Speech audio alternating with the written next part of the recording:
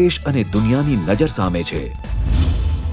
થોડા વર્ષો પહેલા ગુજરાતનું નામ પણ નહીં જાણતા હોય તેવા દેશો આજે વાઇબ્રન્ટ સમિટ્સ દ્વારા કરોડો રૂપિયાના મૂડીરોકાણો સામે ચાલીને કરી જાય છે। તેના દ્વારા જ તો રાજ્યમાં આજે ઉદ્યોગો, વ્યાપાર, રોજગાર ધમધમાટ છે। આજે ગુજરાત સતત 8 વર્ષથી દેશમાં સૌથી વધારે રોજગાર ધરાવતું રાજ્ય બન્યું છે। આજે ગુજરાત દેશનું પેટ્રો કેપિટલ અને ડાયમંડ કેપિટલ બન્યું છે। ગુજરાત દેશનો સૌથી મોટો સોલાર પાર્ક ધરાવે છે।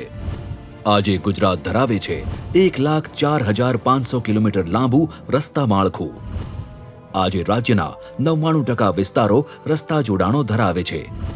છેક અંતરિયાળ વિસ્તારો સુધી કરવામાં આવ્યા છે 12માસી રસ્તા જોડાણો।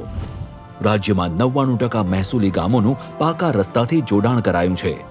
આજે ગુજરાતમાં દરેક રસ્તા વિકાસના રસ્તા છે। દરેક યોજના પરિવર્તનની યોજનાઓ છે।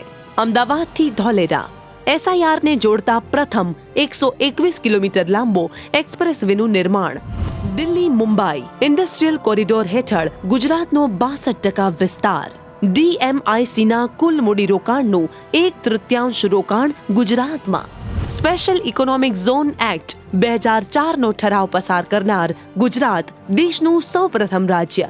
આ સરકારે કુટુંબના મુખી બનીને રાજ્યના એક પરિવારની દરકાર કરી છે।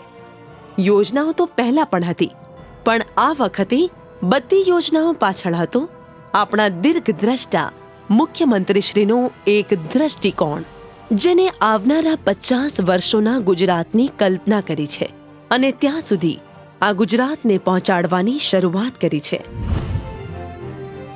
ગુજરાતના આ 10 વર્ષ દાયકાઓના અધૂરા કામ પૂરા કર્યા, છેક છેલ્લી હરોળને સૌથી પહેલી કતારમાં લાવ્યા। આજે અહીંયા દરેક દિવસ તહેવાર છે અને દરેક રંગ વિકાસ છે।